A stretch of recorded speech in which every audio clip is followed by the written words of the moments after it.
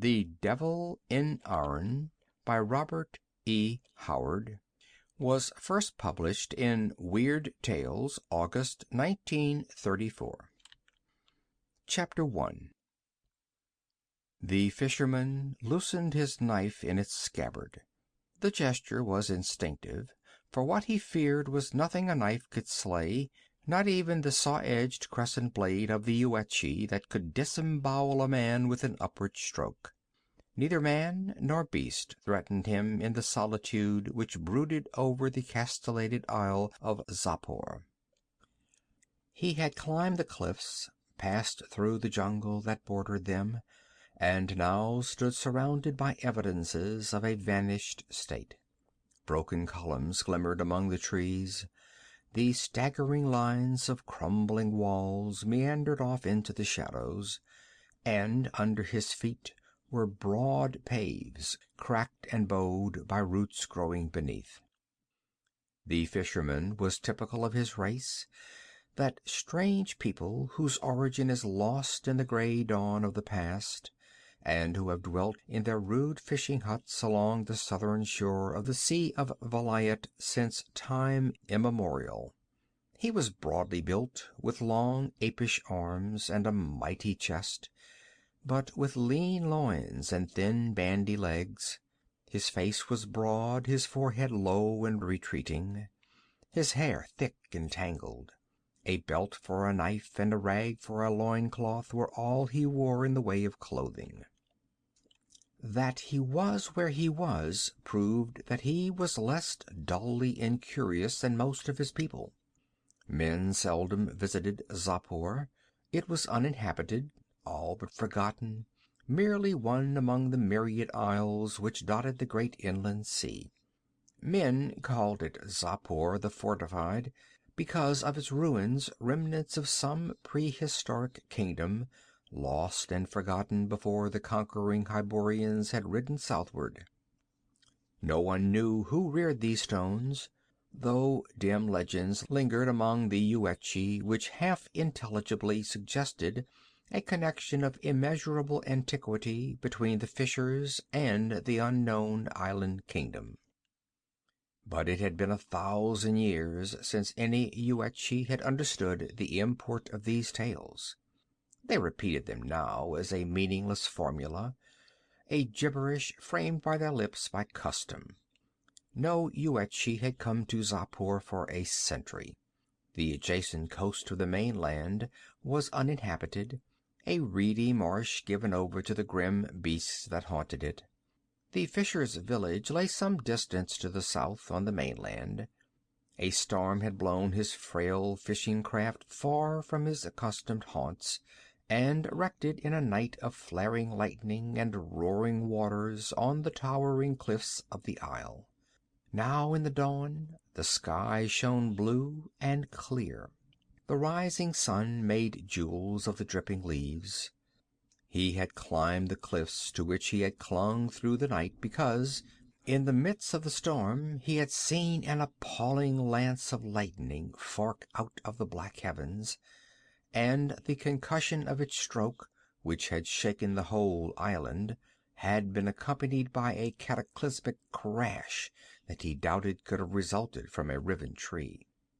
A dull curiosity had caused him to investigate, and now he had found what he sought, and an animal-like uneasiness possessed him, a sense of lurking peril.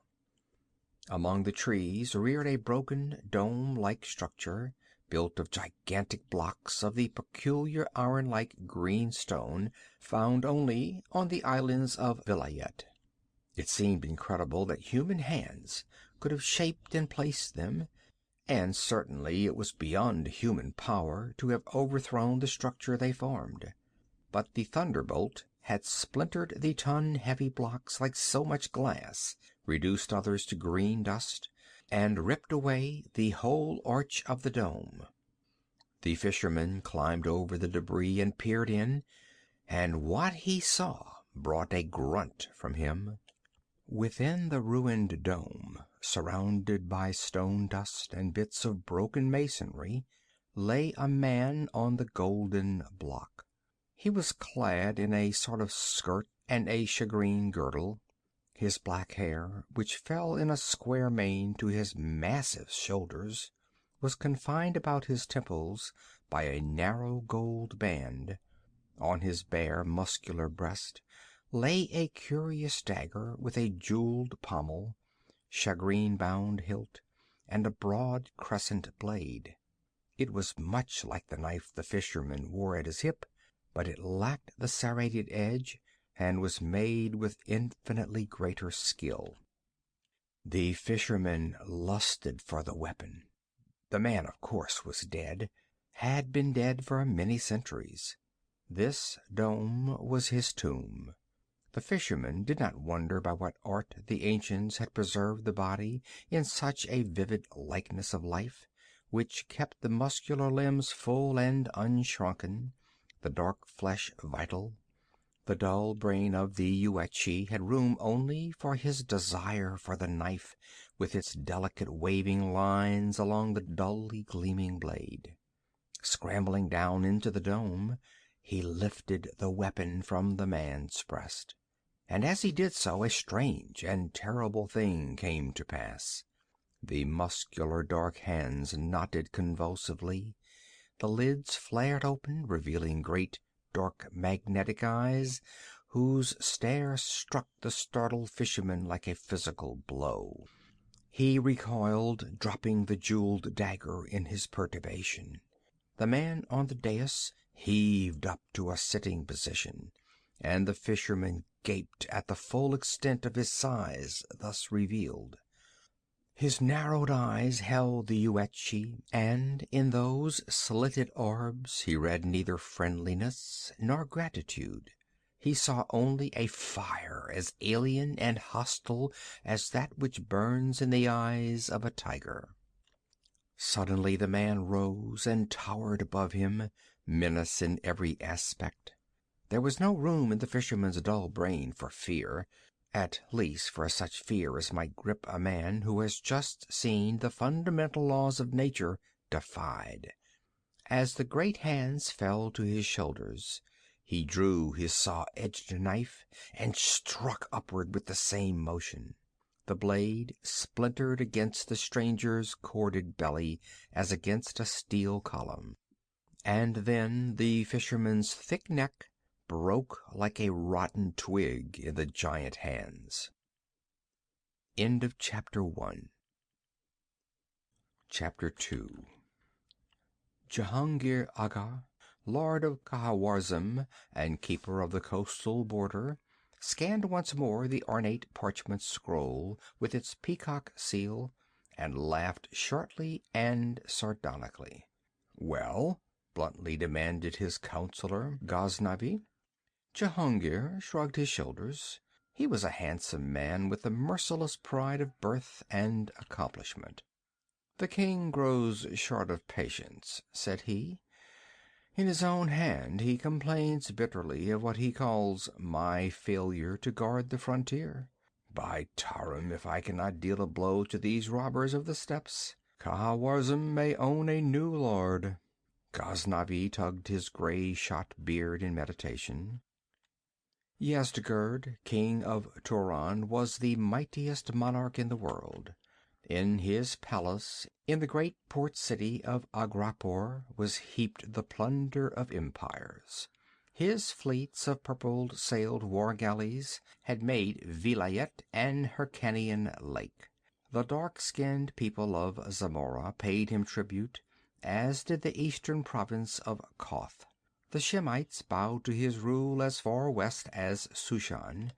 His armies ravaged the borders of Stygia in the south and the snowy lands of the Hyperboreans in the north. His riders bore torch and sword westward into Brythumia and Ophir and Corinthia, even to the borders of Nemedia. His gilt-helmeted swordmen had trampled hosts under their horses' hoofs, and walled cities went up in flames at his command. In the glutted slave markets of Agrapur, Sultanapur, Kahawarzm, Xapur, and Khorusan, women were sold for 3 small silver coins. blonde Brythunians, tawny Stygians, dark-haired Samorians, ebon Cushites, olive-skinned Shemites. Yet, while his swift horsemen overthrew armies far from his frontiers, at his very borders an audacious foe plucked his beard with a red, dripping, and smoke-stained hand. On the broad steppes between the Sea of Vilayet and the borders of the easternmost Hyborian kingdoms, a new race had sprung up in the past half-century, formed originally of fleeing criminals, broken men, escaped slaves, and deserting soldiers. They were men of many crimes and countries, some born on the steppes, some fleeing from the kingdoms in the west. They were called Kozak, which means wastrel. Dwelling on the wild open steppes, owning no law but their own peculiar code, they had become a people capable of defying the grand monarch. Ceaselessly they raided the Turanian frontier, retiring in the steppes when defeated. With the pirates of Vilayet, men of much the same breed, they harried the coast, preying off the merchant ships which plied between the Hyrkanian ports. "How am I to crush these wolves?" demanded Jehungir. "If I follow them into the steppes, I run the risk either of being cut off and destroyed, or having them elude me entirely and burn the city in my absence. Of late they have been more daring than ever." "That is because of the new chief who has risen among them," answered Ghaznavi. "You know whom I mean." "Aye," replied Jehungir feelingly. "It is that devil Conan. He is even wilder than the Kozaks, yet he is crafty as a mountain lion." "It is more through wild animal instinct than through intelligence," answered Ghaznavi. "The other Kozaks are at least descendants of civilized men. He is a barbarian, but to dispose of him would be to deal them a crippling blow." "But how?" demanded Jehungir. "He has repeatedly cut his way out of spots that seemed certain death for him, and by instinct or cunning he has avoided or escaped every trap set for him. For every beast and for every man there is a trap he will not escape," quoth Ghaznavi. "When we have parleyed with the Kozaks for the ransom of captives, I have observed this man Conan. He has a keen relish for women and strong drink. Have your captive Octavia fetched here." Jehungir clapped his hands, and an impassive Kushite eunuch, an image of shining ebony and silken pantaloons, bowed before him and went to do his bidding. Presently he returned, leading by the wrist a tall, handsome girl, whose yellow hair, clear eyes, and fair skin identified her as a pure-blooded member of her race. Her scanty silk tunic, girded at the waist, displayed the marvelous contours of her magnificent figure. Her fine eyes flashed with resentment, and her red lips were sulky, but submission had been taught her during her captivity. She stood with hanging head before her master, until he motioned her to a seat on the divan beside him. Then he looked inquiringly at Ghaznavi. "We must lure Conan away from the Kozaks," said the counselor abruptly. "Their war camp is at present pitched somewhere on the lower reaches of the Zaporoska River, which, as you well know, is a wilderness of reeds, a swampy jungle in which our last expedition was cut to pieces by those masterless devils." "I am not likely to forget that," said Jehungir wryly. "There is an uninhabited island near the mainland," said Ghaznavi, "known as Xapur the Fortified, because of some ancient ruins upon it. There is a peculiarity about it which makes it perfect for our purpose. It has no shoreline, but rises sheer out of the sea in cliffs 150 feet tall. Not even an ape could negotiate them. The only place where a man can go up or down is a narrow path on the western side that has the appearance of a worn stair carved into the solid rock of the cliffs. If we could trap Conan on that island alone, we could hunt him down at our leisure with bows as men hunt a lion. As well wish for the moon, said Jehungir impatiently. Shall we send him a messenger bidding him climb the cliffs and await our coming? In effect, yes. Seeing Jehungir's look of amazement, Ghaznavi continued. We will ask for a parley with the Cossacks in regard to prisoners at the edge of the steppes by Fort Gori. As usual, we will go with a force and encamp outside the castle. They will come with an equal force, and the parley will go forward with the usual distrust and suspicion. But this time we will take with us, as if by casual chance, your beautiful captive. Octavia changed color and listened with intensified interest as the counselor nodded toward her. She will use all her wiles to attract Conan's attention. That should not be difficult. To that wild reaver she should appear a dazzling vision of loveliness. Her vitality and substantial figure should appeal to him more vividly than would one of the doll-like beauties of your seraglio. Octavia sprang up, her white fists clenched, her eyes blazing, and her figure quivering with outraged anger.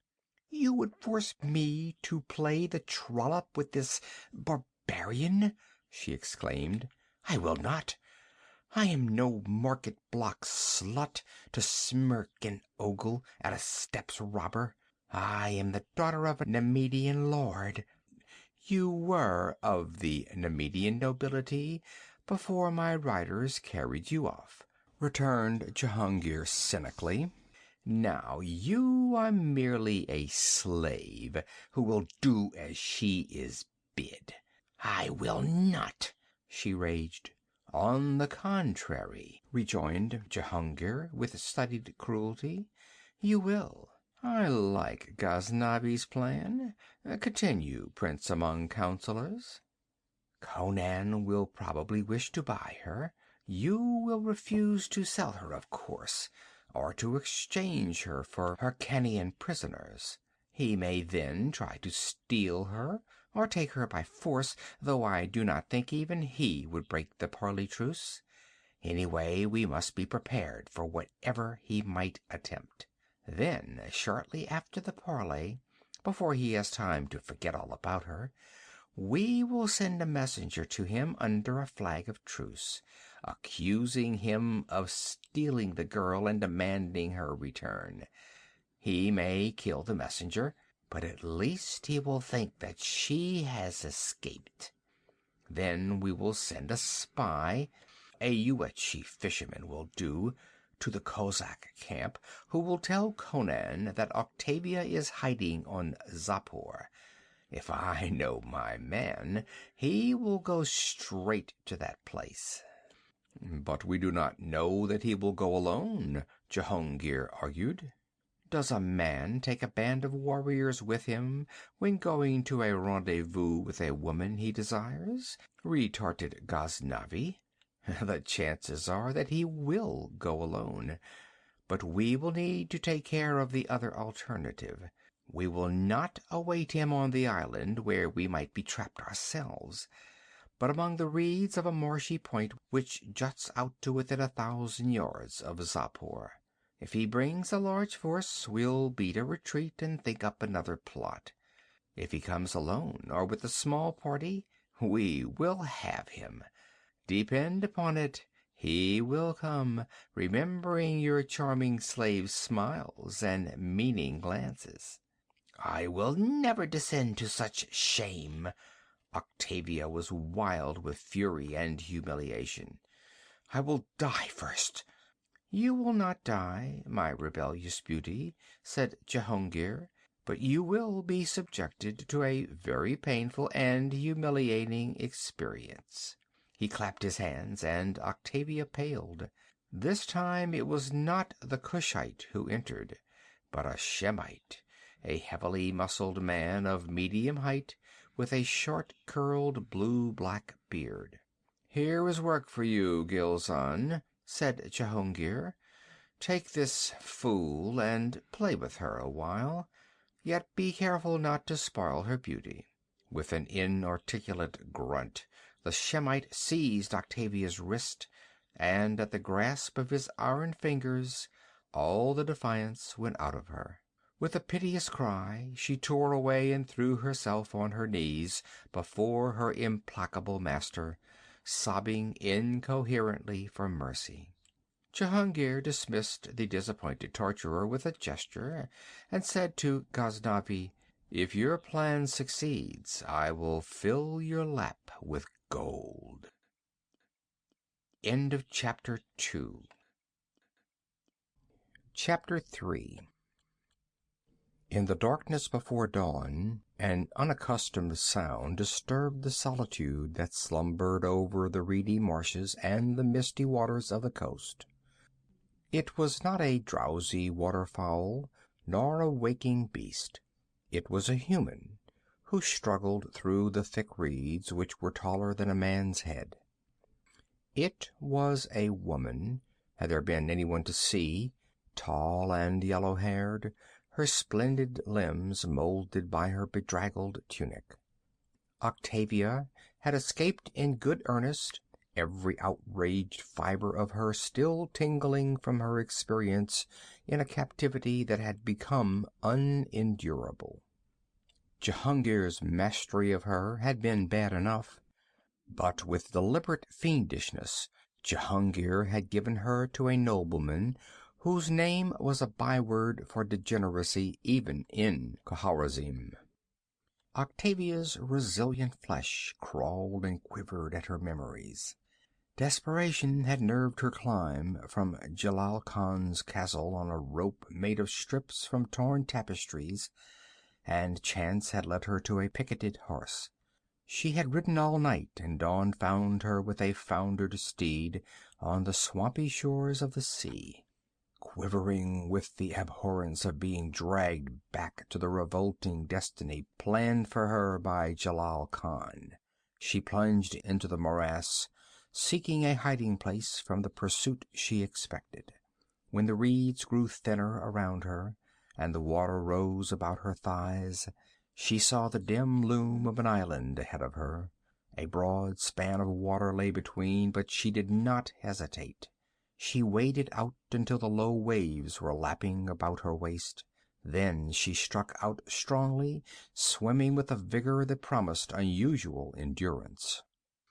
As she neared the island, she saw that it rose sheer from the water in castle-like cliffs. She reached them at last, but found neither ledge to stand on below the water, nor to cling to above. She swam on, following the curve of the cliffs, the strain of her long flight beginning to weigh her limbs. Her hands fluttered along the sheer stone, and suddenly they found a depression. With a sobbing gasp of relief, she pulled herself out of the water and clung there, a dripping white goddess in the dim starlight. She had come upon what seemed to be steps carved in the cliff. Up them she went, flattening herself against the stone as she caught the faint clack of muffled oars. She strained her eyes and thought she made out a vague bulk moving toward the reedy point she had just quitted, but it was too far away for her to be sure in the darkness, and presently the faint sound ceased, and she continued her climb. If it were her pursuers, she knew of no better course than to hide on the island. She knew that most of the islands off that marshy coast were uninhabited. This might be a pirate's lair, but even pirates would be preferable to the beast she had escaped. A vagrant thought crossed her mind as she climbed, in which she mentally compared her former master with the Kozak chief with whom, by compulsion, she had shamelessly flirted in the pavilions of the camp of Fort Agori. where the Hyrcanian lords had parleyed with the warriors of the steppes. His burning gaze had frightened and humiliated her, but his cleanly elemental fierceness set him above Jalal Khan, a monster such as only an overly opulent civilization can produce. She scrambled up over the cliff edge and looked timidly at the dense shadows which confronted her. The trees grew close to the cliffs, presenting a solid mass of blackness. Something whirred above her head, and she cowered, even though realizing it was only a bat. She did not like the look of those ebony shadows, but she set her teeth and went toward them, trying not to think of snakes. Her bare feet made no sound in the spongy loam under the trees. Once among them, the darkness closed frighteningly about her. She had not taken a dozen steps when she was no longer able to look back and see the cliffs and the sea beyond. A few steps more, and she became hopelessly confused and lost her sense of direction. Through the tangled branches, not even a star peered. She groped and floundered on blindly, and then came to a sudden halt.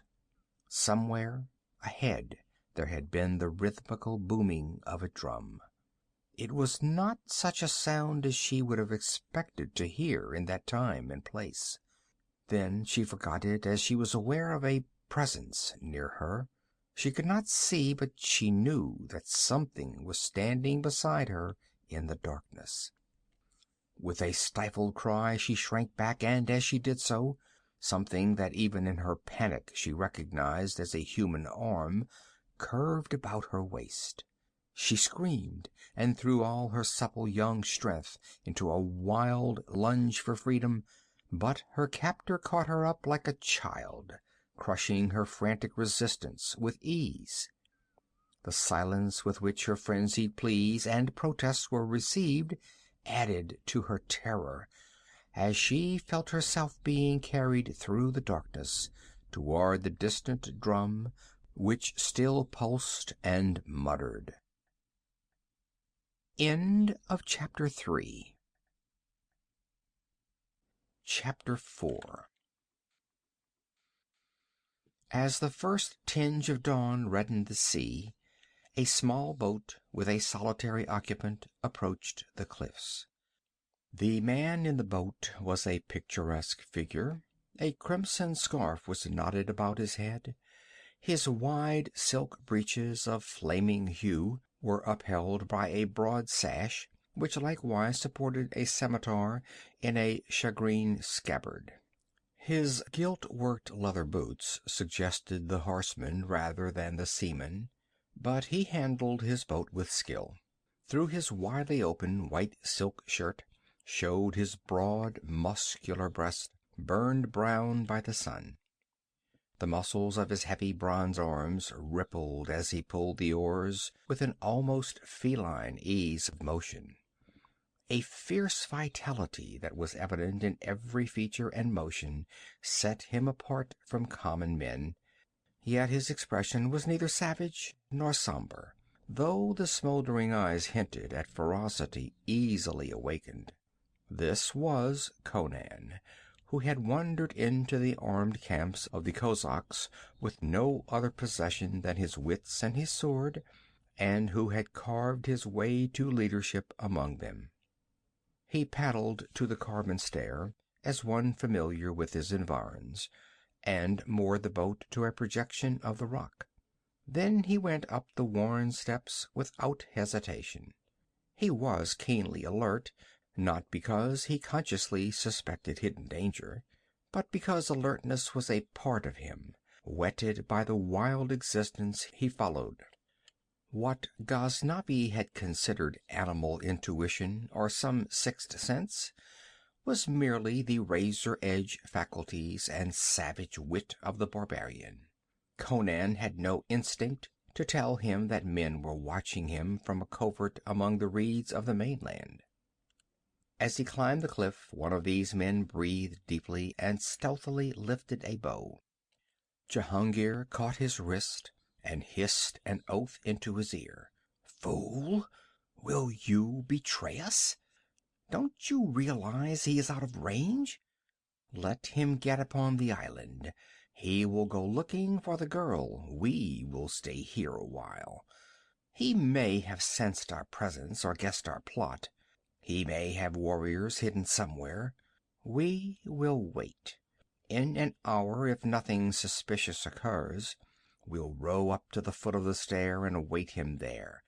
If he does not return in a reasonable time, some of us will go upon the island and hunt him down. But I do not wish to do that if it can be helped. Some of us are sure to die if we have to go into the bush after him. I had rather catch him descending the stair, where we can feather him with arrows from a safe distance." Meanwhile, the unsuspecting Kozak had plunged into the forest. He went silently in his soft leather boots, his gaze sifting every shadow in eagerness to catch sight of the splendid tawny-haired beauty of whom he had dreamed ever since he had seen her in the pavilion of Jehungir Agha by Fort Ghori.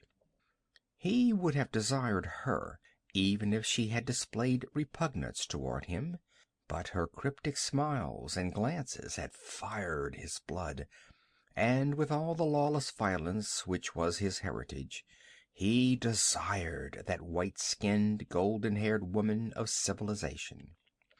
He had been on Xapur before. Less than a month ago he had held a secret conclave here with a pirate crew. He knew that he was approaching a point where he could see the mysterious ruins which gave the island its name, and he wondered if he would find the girl hiding among them. Even with the thought, he stopped as though struck dead. Ahead of him, among the trees, rose something that his reason told him was not possible. It was a great, dark green wall, with towers rearing beyond the battlements. Conan stood paralyzed in the disruption of his faculties which demoralizes anyone who is confronted by an impossible negation of sanity. He doubted neither his sight nor his reason, but something was monstrously out of joint. Less than a month ago, only broken ruins had showed among the trees. What human hands could rear such a mammoth pile as now met his eyes in the few weeks which had elapsed? Besides, the buccaneers who roamed Vilayet ceaselessly would have learned of any work going on such a stupendous scale, and would have informed the Kozaks. There was no explaining this thing, but it was so.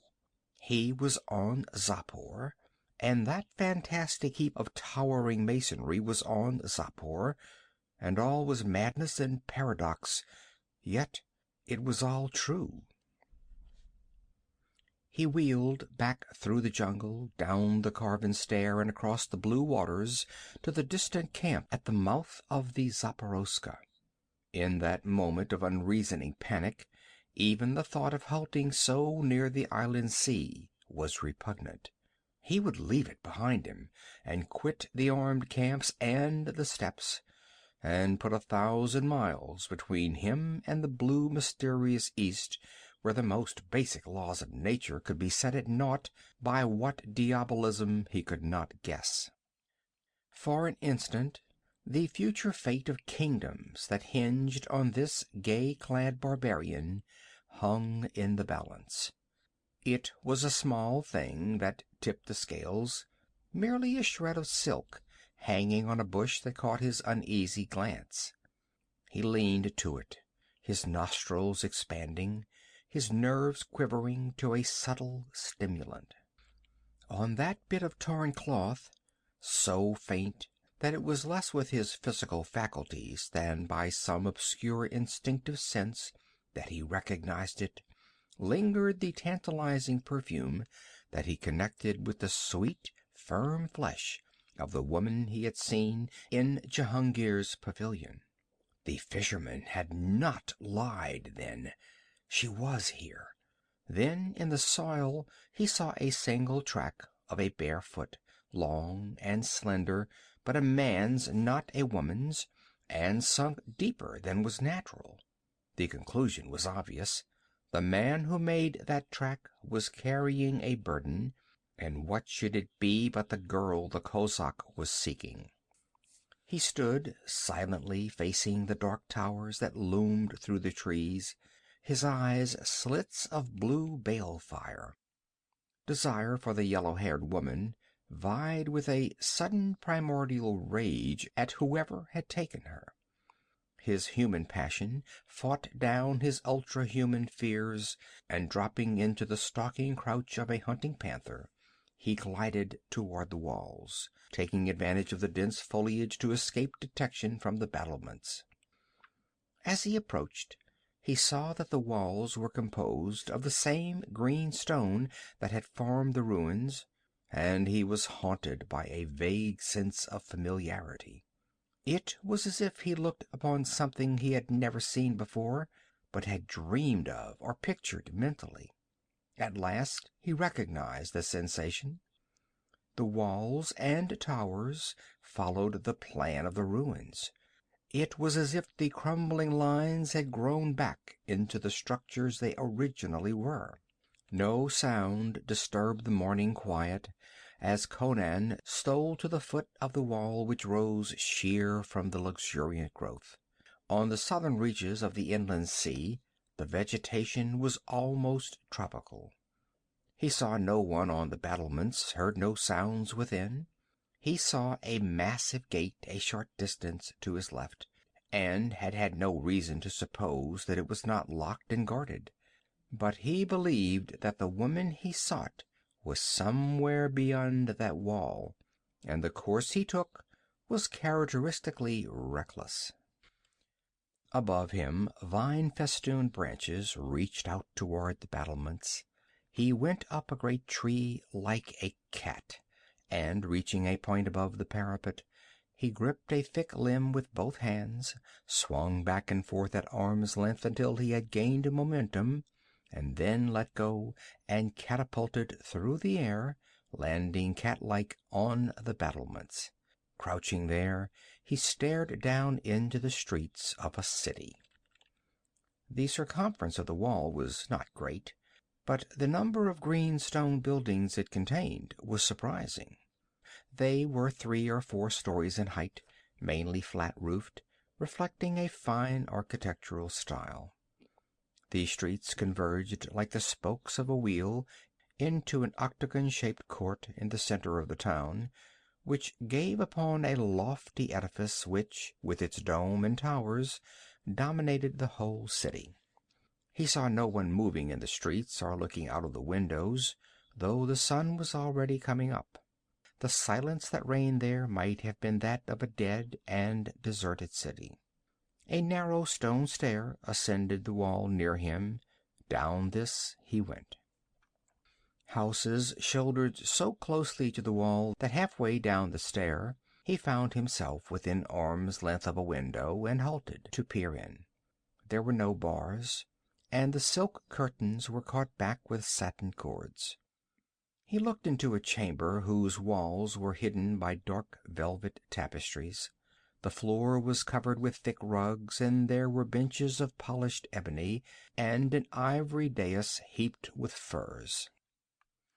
He was about to continue his descent when he heard the sound of someone approaching in the street below. Before the unknown person could come round a corner and see him on the stair, he stepped quickly across the intervening space and dropped lightly into the room, drawing his scimitar. He stood for an instant statue-like. Then, as nothing happened, he was moving across the rugs toward an arched doorway, when a hanging was drawn aside, revealing a cushioned alcove from which a slender, dark-haired girl regarded him with languid eyes. Conan glared at her tensely, expecting her momentarily to start screaming, but she merely smothered a yawn with a dainty hand, rose from the alcove and leaned negligently against the hangings, which she held with one hand. She was undoubtedly a member of the white race, though her skin was very dark. Her square-cut hair was black as midnight, her only garment a wisp of silk about her supple hips. Presently she spoke, but the tongue was unfamiliar to him, and he shook his head. She yawned again, stretched lithely, and without any show of fear or surprise, shifted to a language he did understand, a dialect of Yuetshi which sounded strangely archaic. "Are you looking for someone?" she asked, as indifferently as if the invasion of her chamber by an armed stranger were the most common thing imaginable. "Who are you?" he demanded. "I am Yateli," she answered languidly. "I must have feasted late last night. I am so sleepy now." "Who are you?" "I am Conan, a hetman among the Cossacks," he answered, watching her narrowly. He believed her attitude to be a pose, and expected her to try to escape from the chamber or rouse the house. But though a velvet rope that might be a signal cord hung near her, she did not reach for it. "Conan," she repeated drowsily. "You are not a Dagonian. I suppose you are a mercenary. Have you cut the heads off many Yuetshi?" "I do not war on water rats," he snorted. "But they are very terrible," she murmured. "I remember when they were our slaves, but they revolted and burned and slew. Only the magic of Khosatral Khel has kept them from the walls." She paused, a puzzled look struggling with the sleepiness of her expression. "I forgot," she muttered. "They did climb the walls last night. There was shouting and fire, and people calling in vain on Khosatral." She shook her head as if to clear it. "But that cannot be," she murmured, "because I am alive, and I thought I was dead. Oh, to the devil with it." She came across the chamber, and taking Conan's hand, drew him to the dais. He yielded in bewilderment and uncertainty. The girl smiled at him like a sleepy child. Her long, silky lashes drooped over dusky, clouded eyes. She ran her fingers through his thick black locks as if to assure herself of his reality. "It was a dream," she yawned. "Perhaps it is all a dream. I feel like a dream now. I don't care. I can't remember something. I have forgotten. There is something I cannot understand, but I grow so sleepy when I try to think. Anyway, it doesn't matter." "What do you mean?" he asked uneasily. "You said they climbed the walls last night. Who?" "The Yuetshi. I thought so, anyway." A cloud of smoke hid everything, but a naked, blood-stained devil caught me by the throat and drove his knife into my breast. Oh, it hurt. But it was a dream, because, see, there is no scar. She idly inspected her smooth bosom, and then sank upon Conan's lap and passed her supple arms around his massive neck. "I cannot remember," she murmured, nestling her dark head against his mighty breast. "Everything is dim and misty. It does not matter. You are no dream. You are strong. Let us live while we can. Love me." He cradled the girl's glossy head in the bend of his heavy arm, and kissed her full, red lips with unfeigned relish. "You are strong," she repeated, her voice waning. "Love me. Love." The sleepy murmur faded away. The dusky eyes closed, the long lashes drooping over the sensuous cheeks. The supple body relaxed in Conan's arms. He scowled down at her. She seemed to partake of the illusion that haunted this whole city, but the firm resilience of her limbs under his questing fingers convinced him that he had a living human girl in his arms, and not the shadow of a dream. No less disturbed, he hastily laid her on the furs upon the dais. Her sleep was too deep to be natural. He decided that she must be an addict of some drug, perhaps like the black lotus of Xuthal. Then he found something else to make him wonder. Among the furs on the dais was a gorgeous spotted skin, whose predominant hue was golden. It was not a clever copy, but the skin of an actual beast. And that beast, Conan knew, had been extinct for at least 1,000 years. It was the great golden leopard, which figures so predominantly in Hyborian legendry, and which the ancient artists delighted to portray in pigments and marble. Shaking his head in bewilderment, Conan passed through the archway into a winding corridor. Silence hung over the house, but outside he heard a sound which his keen ears recognized as something ascending the stair on the wall from which he had entered the building. An instant later he was startled to hear something land with a soft but weighty thud on the floor of the chamber he had just quitted. Turning quickly away, he hurried along the twisting hallway until something on the floor before him brought him to a halt. It was a human figure, which lay half in the hall and half in an opening that obviously was normally concealed by a door which was a duplicate of the panels of the wall.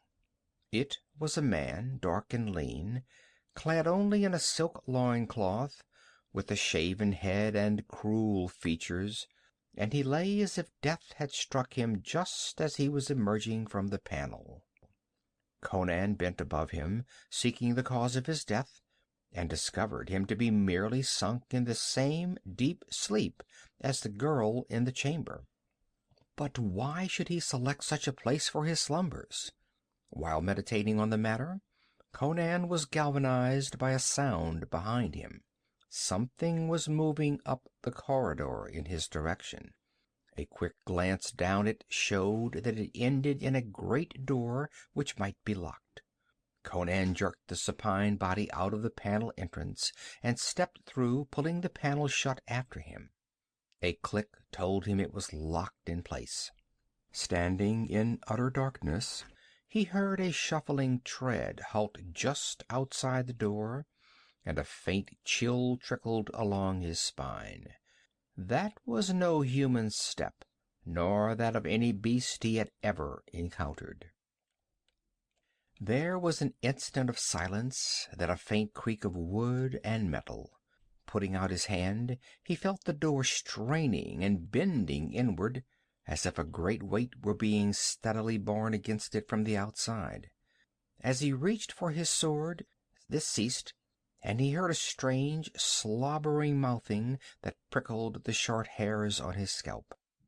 Scimitar in hand, he began backing away, and his heels felt steps, down which he nearly tumbled.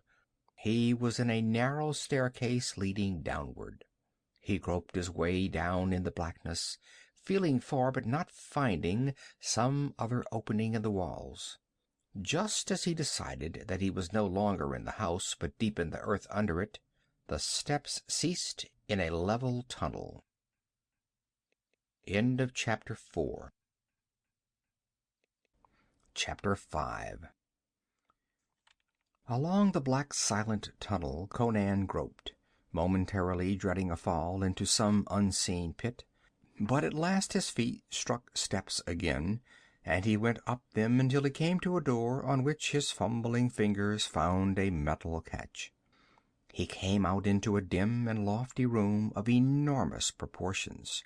Fantastic columns marched around the mottled walls, upholding a ceiling which, at once translucent and dusky, seemed like a cloudy midnight sky, giving an illusion of impossible height. If any light filtered in from the outside, it was curiously altered. In a brooding twilight, Conan moved across the bare green floor. The great room was circular, pierced on one side by the great bronze valves of a giant door. Opposite this, on a dais against the wall, up to which led broad curving steps, there stood a throne of copper, and when Conan saw what was coiled on this throne, he retreated hastily, lifting his scimitar. Then, as the thing did not move, he scanned it more closely, and presently mounted the glass steps and stared down at it. It was a gigantic snake, apparently carved in some jade-like substance. Each scale stood out as distinctly as in real life, and the iridescent colors were vividly reproduced. The great wedge-shaped head was half submerged in the folds of its trunk, so neither the eyes nor jaws were visible. Recognition stirred in his mind. This snake was evidently meant to represent one of those grim monsters of the marsh which in past ages had haunted the reedy edges of Vilayet's southern shores. But, like the golden leopard, they had been extinct for hundreds of years. Conan had seen rude images of them, in miniature, among the idle huts of the Yuetshi, and there was a description of them in the Book of Skelos, which drew on prehistoric sources. Conan admired the scaly torso, thick as his thigh and obviously of great length, and he reached out and laid a curious hand on the thing, and as he did so, his heart nearly stopped. An icy chill congealed the blood in his veins and lifted the short hair on his scalp. Under his hand there was not the smooth, brittle surface of glass or metal or stone, but the yielding, fibrous mass of a living thing. He felt cold, sluggish life flowing under his fingers. His hand jerked back in instinctive repulsion, sword shaking in his grasp, horror and revulsion and fear almost choking him. He backed away and down the glass steps with painful care, glaring in awful fascination at the grisly thing that slumbered on the copper throne. It did not move. He reached the bronze door and tried it, with his heart in his teeth, sweating with fear that he should find himself locked in with that slimy horror.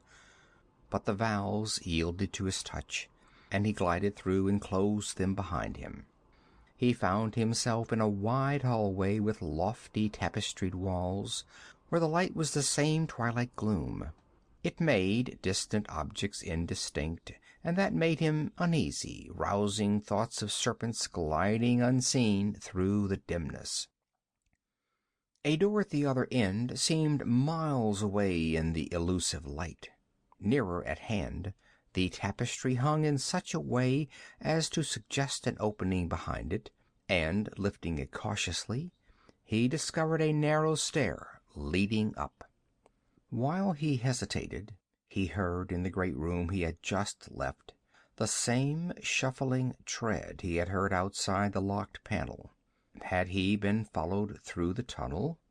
He went up the stair hastily, dropping the tapestry in place behind him. Emerging presently into a twisting corridor, he took the first doorway he came to. He had a twofold purpose in his apparently aimless prowling: to escape from the building and its mysteries, and to find the Nemedian girl who, he felt, was imprisoned somewhere in this palace, temple, or whatever it was. He believed it was the great domed edifice in the center of the city, and it was likely that here dwelt the ruler of the town, to whom a captive woman would doubtless be brought. He found himself in a chamber, not another corridor, and was about to retrace his steps when he heard a voice which came from behind one of the walls. There was no door in that wall, but he leaned close and heard distinctly, and an icy chill crawled slowly along his spine. The tongue was Nemedian, but the voice was not human. There was a terrifying resonance about it, like a bell tolling at midnight. "There was no life in the abyss save that which was incorporated in me," it told. nor was there light, nor motion, nor any sound. Only the urge behind and beyond life guided and impelled me on my upward journey, blind, insensate, inexorable. Through ages upon ages and the changeless strata of darkness, I climbed. Ensorcelled by that belling resonance, Conan crouched forgetful of all else, until its hypnotic power caused a strange replacement of faculties and perception, and sound created the illusion of sight. Conan was no longer aware of the voice, save as far-off rhythmical waves of sound.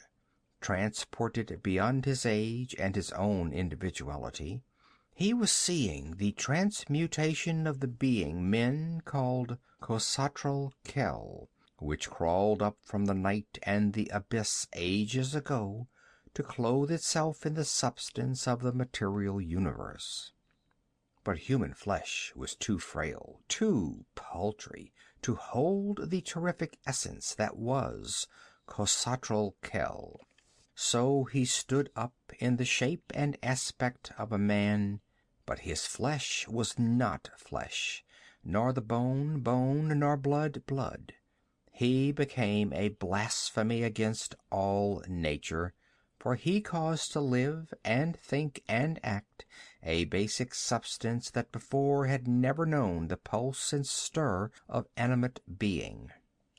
He stalked through the world like a god, for no earthly weapon could harm him, and to him a century was like an hour.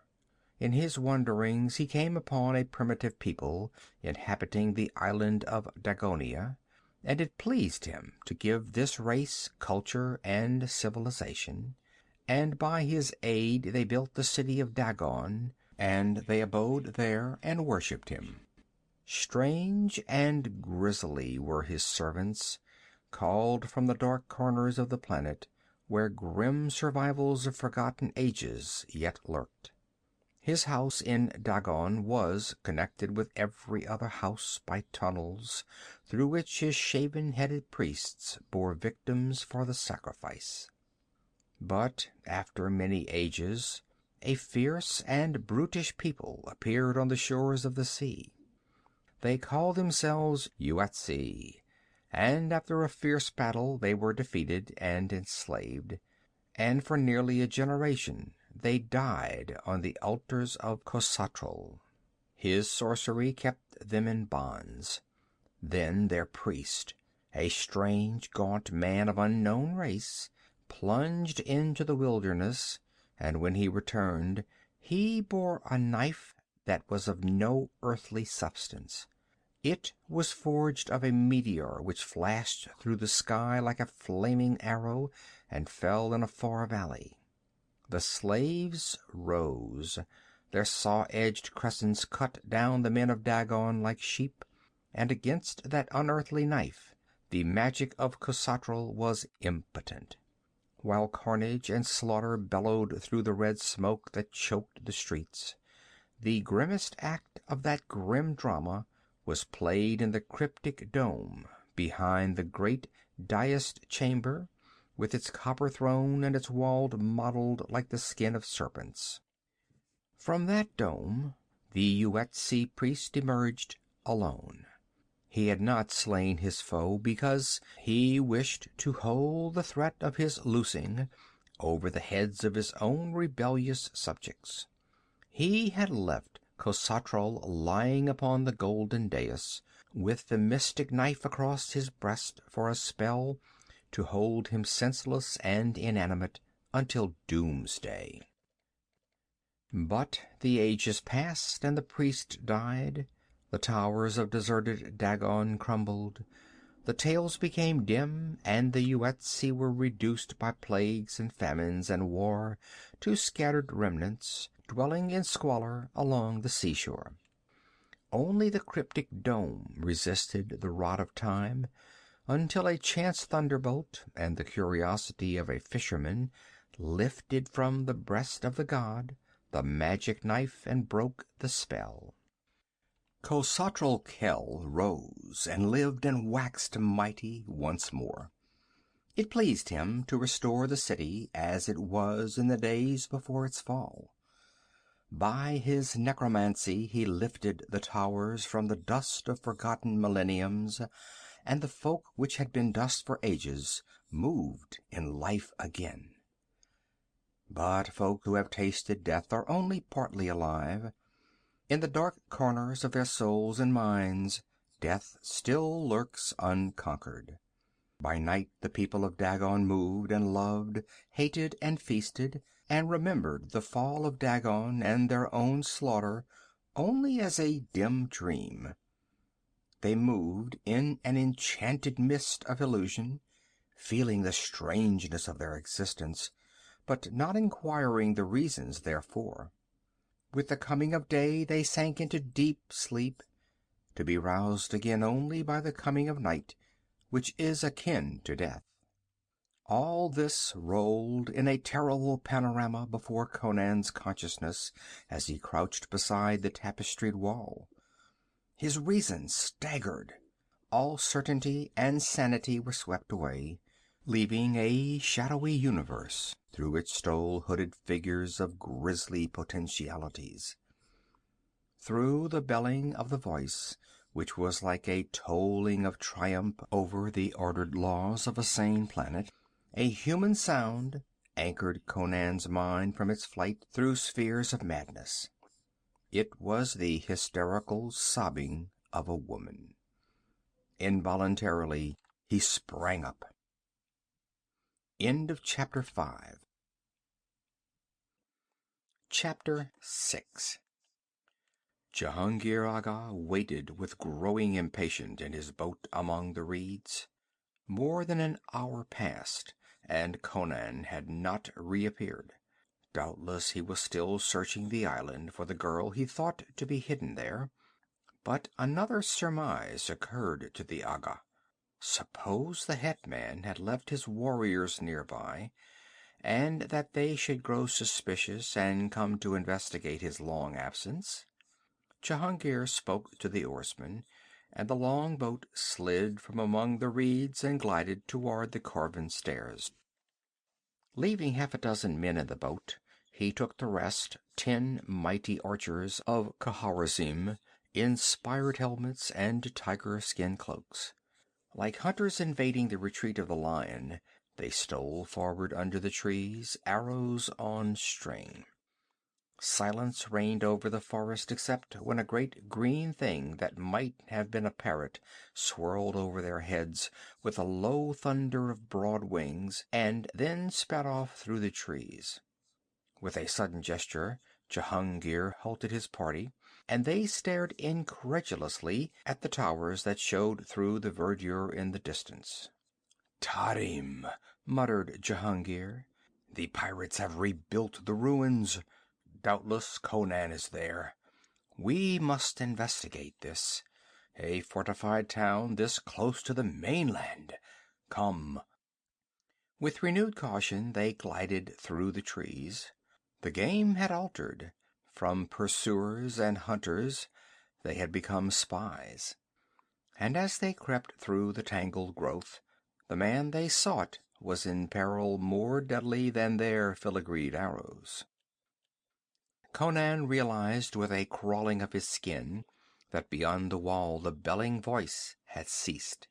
He stood motionless as a statue, his gaze fixed on a curtained door, through which he knew that a culminating horror would presently appear. It was dim and misty in the chamber, and Conan's hair began to lift on his scalp as he looked. He saw a head and a pair of gigantic shoulders grow out of the twilight gloom. There was no sound of footsteps, but the great dusky form grew more distinct, until Conan recognized the figure of a man. He was clad in sandals, a skirt, and a broad shagreen girdle. His square-cut mane was confined by a circlet of gold. Conan stared at the sweep of the monstrous shoulders, the breadth of the swelling breast, the bands and ridges and clusters of muscles on torso and limbs. The face without weakness and without mercy. The eyes were balls of dark fire, and Conan knew that this was Khosatral Khel, the ancient from the abyss, the god of Dagonia. No word was spoken, no word was necessary. Khosatral spread his great arms, and Conan, crouching beneath them, slashed at the giant's belly. Then he bounded back, eyes blazing with surprise. The keen edge had rung on the mighty body as on an anvil, rebounding without cutting. Then Khosatral came upon him in an irresistible surge. There was a fleeting concussion, a fierce writhing and intertwining of limbs and bodies, and then Conan sprang clear, every thew quivering from the violence of his efforts. Blood started where the grazing fingers had torn the skin. In that instant of contact he had experienced the ultimate madness of blasphemed nature. No human flesh had bruised his, but metal, animated and sentient. It was a body of living iron which opposed his. Khosatral loomed above the warrior in the gloom. Once let those great fingers lock, and they would not loosen until the human body hung limp in their grasp. In that twilight chamber it was as if a man fought with a dream monster in a nightmare. Flinging down his useless sword, Conan caught up a heavy bench and hurled it with all his power. It was such a missile as few men could even lift. On Khosatral's mighty breast it smashed into shreds and splinters. It did not even shake the giant on his braced legs. His face lost something of its human aspect. A nimbus of fire played about his awesome head, and like a moving tower he came on. With a desperate wrench, Conan ripped a whole section of tapestry from the wall, and whirling it, with a muscular effort greater than that required for throwing the bench, he flung it over the giant's head. For an instant Khosatral floundered, smothered and blinded by the clinging stuff that resisted his strength as wood or steel could not have done. And in that instant Conan caught up his scimitar and shot out into the corridor. Without checking his speed, he hurled himself through the door of the adjoining chamber, slammed the door, and shot the bolt. Then, as he wheeled, he stopped short, all the blood in him seeming to surge to his head. Crouching on a heap of silk cushions, golden hair streaming over her naked shoulders, eyes blank with terror, was the woman for whom he had dared so much. He almost forgot the horror at his heels until a splintering crash behind him brought him to his senses. He caught up the girl and sprang for the opposite door. She was too helpless with fright either to resist or to aid him. A faint whimper was the only sound of which she seemed capable. Conan wasted no time trying the door. A shattering stroke of his scimitar hewed the lock asunder, and as he sprang through to the stair that loomed beyond it, he saw the head and shoulders of Khosatral crash through the other door. The colossus was splintering the massive panels as if they were of cardboard. Conan raced up the stair, carrying the big girl over one shoulder as easily as if she had been a child. Where he was going he had no idea, but the stair ended at the door of a round domed chamber. Khosatral was coming up the stair behind them, silently as a wind of death, and as swiftly. The chamber's walls were of solid steel, and so was the door. Conan shut it and dropped in place the great bars with which it was furnished. The thought struck him that this was Khosatral's chamber, where he locked himself in to sleep securely from the monsters he had loosed from the pits to do his bidding. Hardly were the bolts in place when the great door shook and trembled to the giant's assault. Conan shrugged his shoulders. This was the end of the trail. There was no other door in the chamber, nor any window.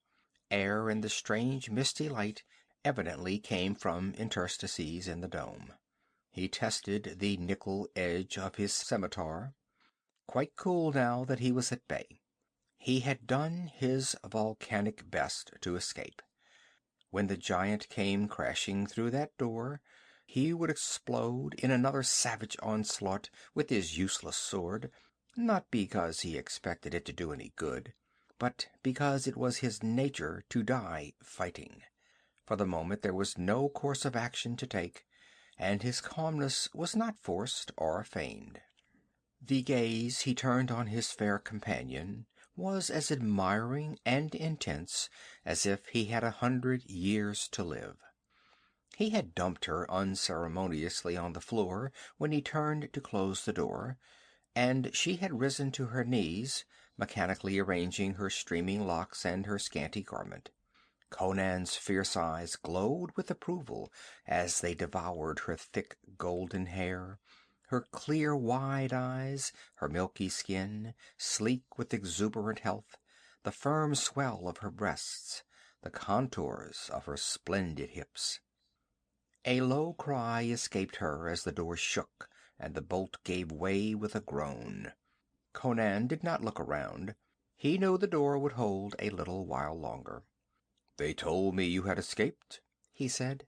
"A Yuetshi fisher told me you were hiding here. What is your name?" "Octavia," she gasped mechanically. Then words came in a rush.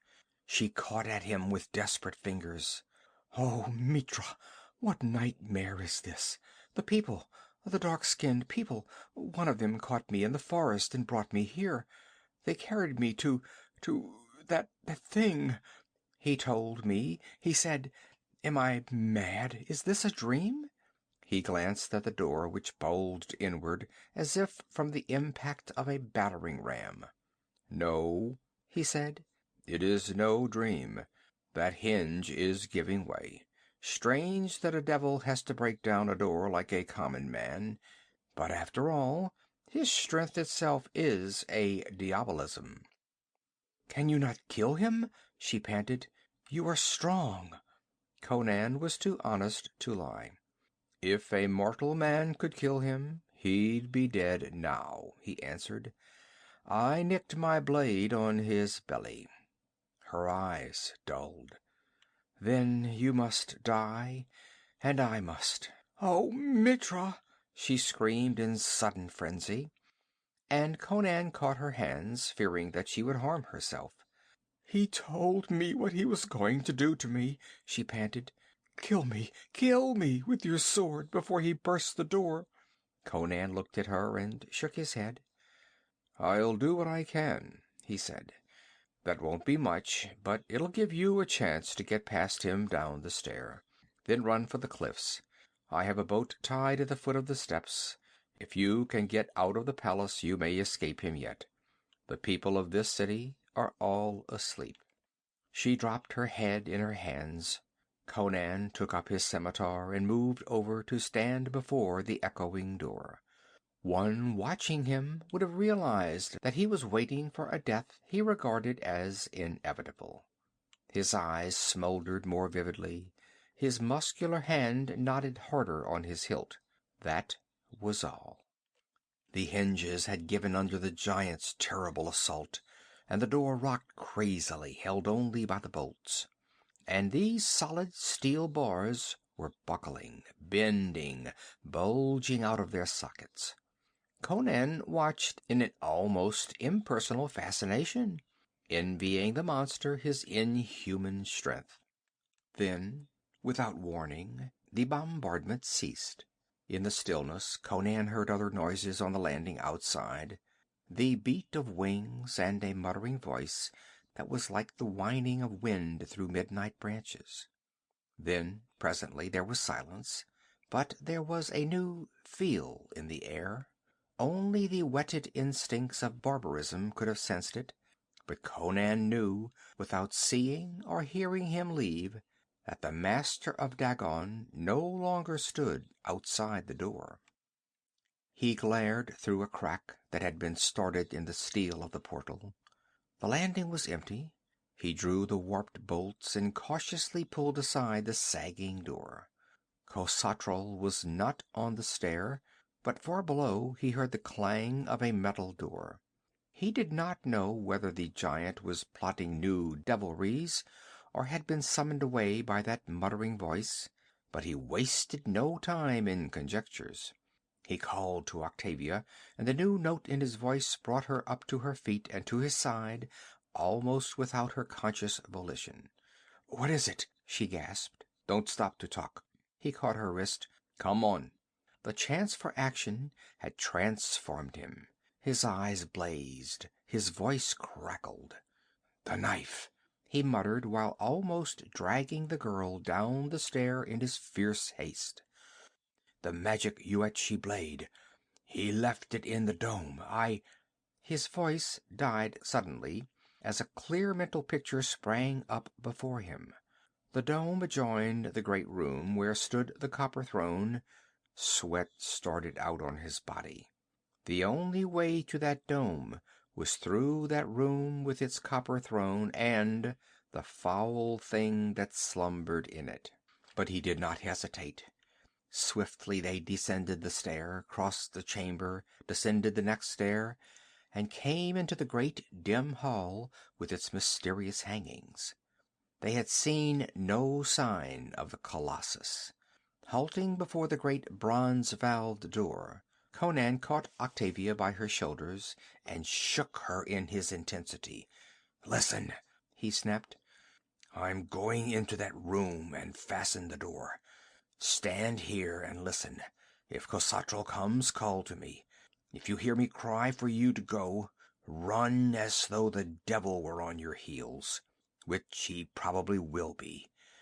Make for that door at the other end of the hall, because I'll be past helping you. I'm going for the Yuetshi knife." Before she could voice the protest her lips were framing, he had slid through the valves and shut them behind him.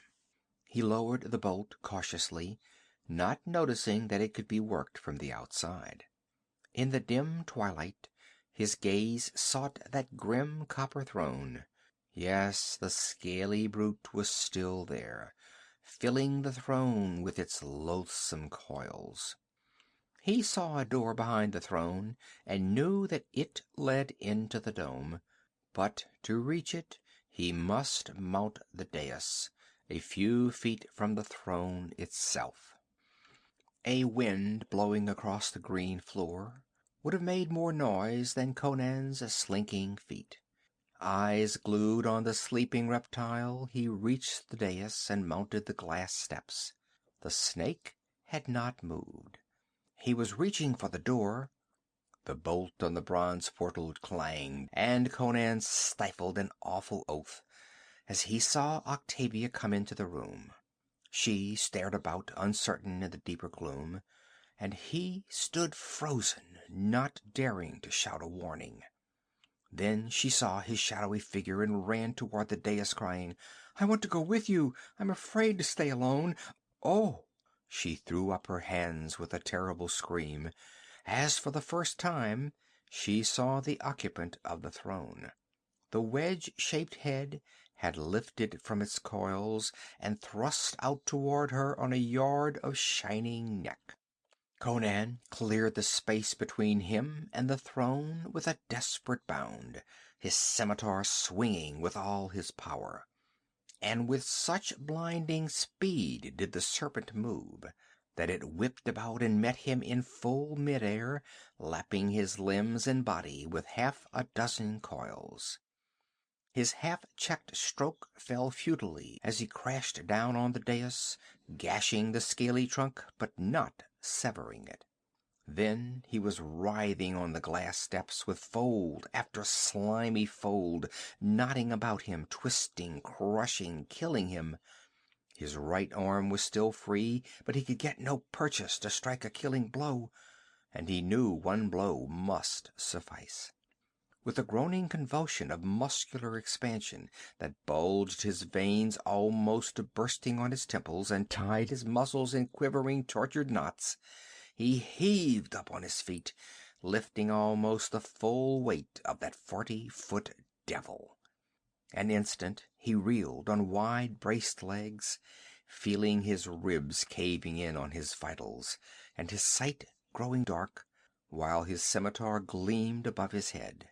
Then it fell, shearing through the scales and flesh and vertebrae, and where there had been one huge writhing cable, now there were horribly two, lashing and flopping in their death throes.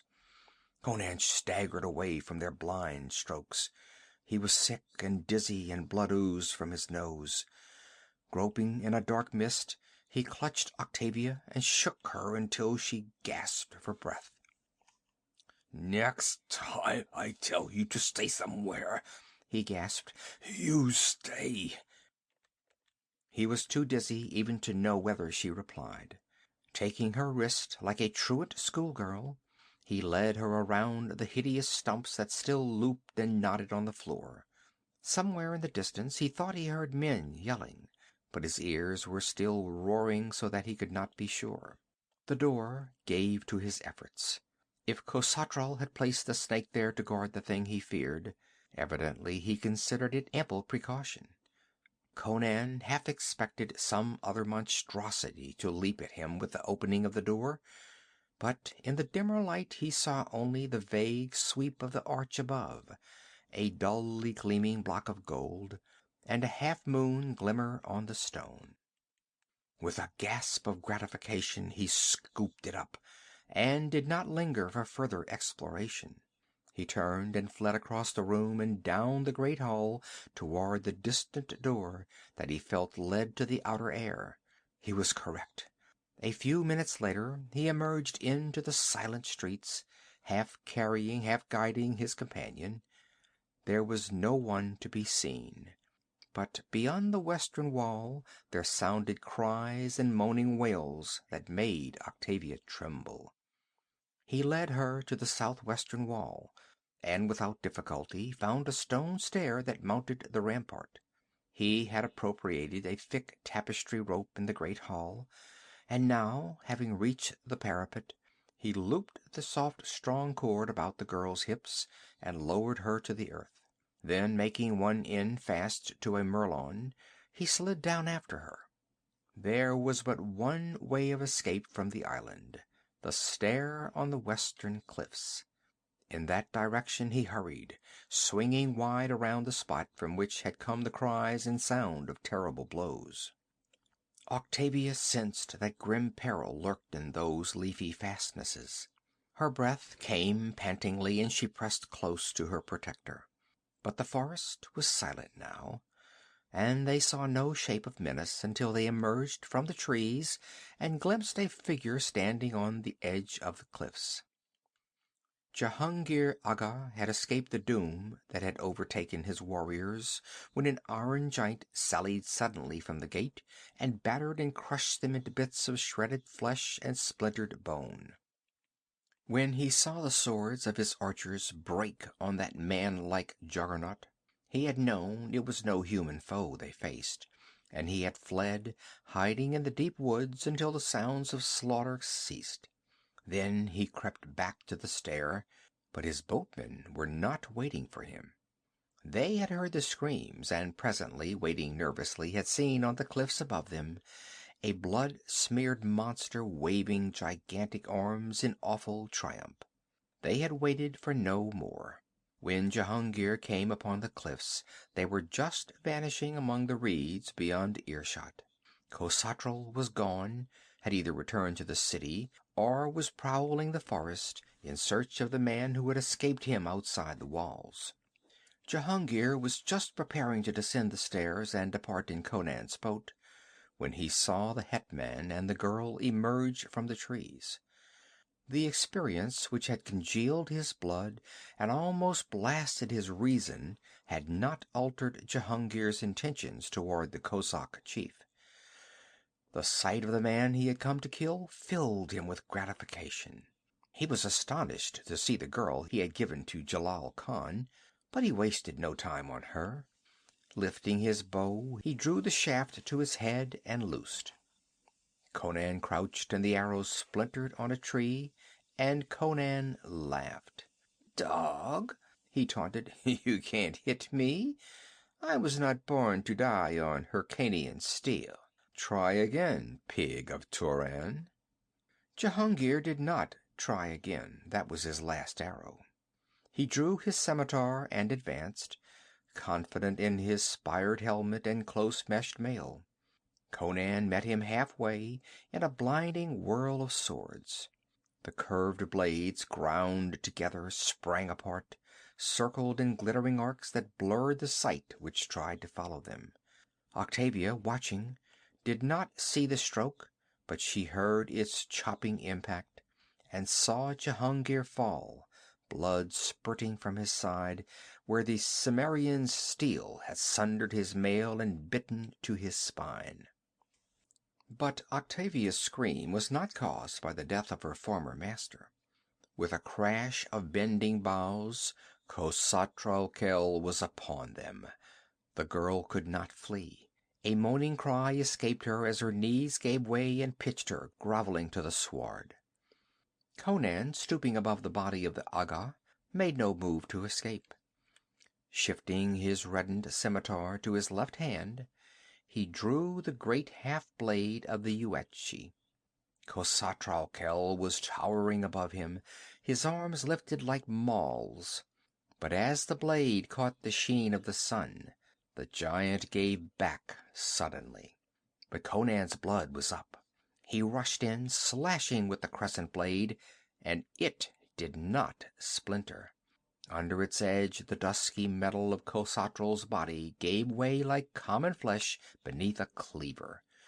From the deep gash flowed a strange ichor, and Khosatral cried out like the dirging of a great bell.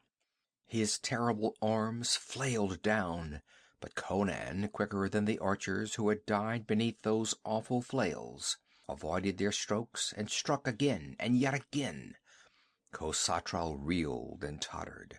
His cries were awful to hear, as if metal were given a tongue of pain, as if iron shrieked and bellowed under torment. Then, wheeling away, he staggered into the forest. He reeled in his gait, crashed through bushes and caromed off trees. Yet, though Conan followed him with the speed of hot passion, the walls and towers of Dagon loomed through the trees before the man came within dagger reach of the giant.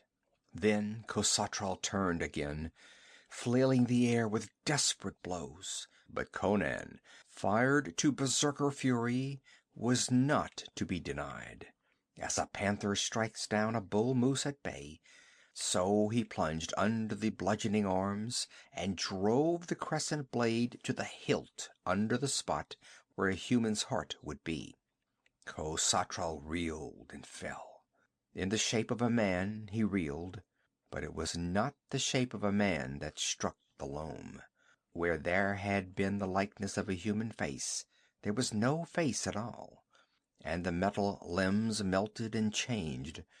Conan, who had not shrunk from Khosatral living, recoiled blenching from Khosatral dead, for he had witnessed an awful transmutation. In his dying throes, Khosatral Khel had become again the thing that had crawled up from the abyss millenniums gone. Gagging with intolerable repugnance, Conan turned to flee the sight, and he was suddenly aware that the pinnacles of Dagon no longer glimmered through the trees. They had faded like smoke. The battlements, the crenellated towers, the great bronze gates, the velvets, the gold, the ivory, and the dark-haired women and the men with their shaven skulls. With the passing of the inhuman intellect which had given them rebirth, they had faded back into the dust which they had been for ages uncounted. Only the stumps of broken columns rose above crumbling walls and broken paves and shattered dome. Conan again looked upon the ruins of Xapur as he remembered them. The wild hetman stood like a statue for a space, dimly grasping something of the cosmic tragedy of the fitful ephemera called mankind, and the hooded shapes of darkness which prey upon it. Then, as he heard his name called in accents of fear, he started, as one awakening from a dream, glanced again at the thing on the ground, shuddered, and turned away toward the cliffs and the girl that waited there. She was peering fearfully under the trees, and she greeted him with a half-stifled cry of relief. He had shaken off the dim, monstrous visions which had momentarily haunted him, and was his exuberant self again. "Where is he?" she shuddered. "Gone back to hell whence he crawled," he replied cheerfully. "Why didn't you climb the stair and make your escape in my boat?" "I wouldn't desert," she began, then changed her mind, and amended rather sulkily. "I have nowhere to go. The Hyrkanians would enslave me again, and the pirates would—" "What of the Cossacks?" he suggested. "Are they better than the pirates?" she asked scornfully.